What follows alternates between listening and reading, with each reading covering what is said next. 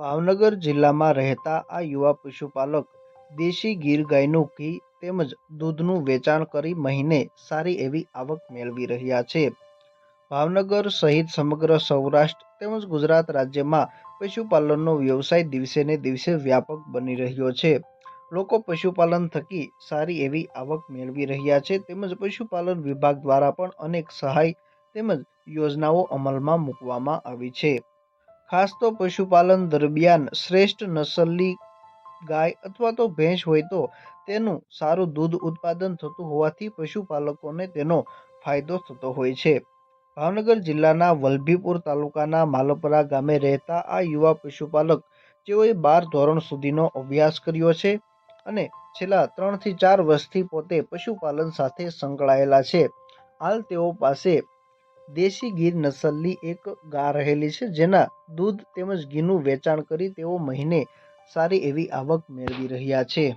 મારું નામ ચોસલા કરણ દાનાભાઈ, ગામ માલપરા, તાલુકો વલભીપુર, જિલ્લો ભાવનગર। મેં અભ્યાસ કર્યો 12 ધોરણ અને આઈટીઆઈ કર્યું છે અને પશુપાલનના ધંધામાં તો ચાલુ કર્યો 2-3 વર્ષ થયા, પણ જે આ ગાય છે એ એનો જન્મ બનાય છે। આની વિશેષતા એક તો આ માણુલી બહુ હોય અને આને માણસ પ્રત્યે પ્રેમ બહુ હોય આ ગાયને। અને આના દેશી ગાયના ગીર ગાયના તો ગુણવત્તા તમે કયો એટલી ઓછી છે દેશી દૂધની ને ઘીની। તો આના ફોજ પણ બહુ હોય, ફોજી હોય।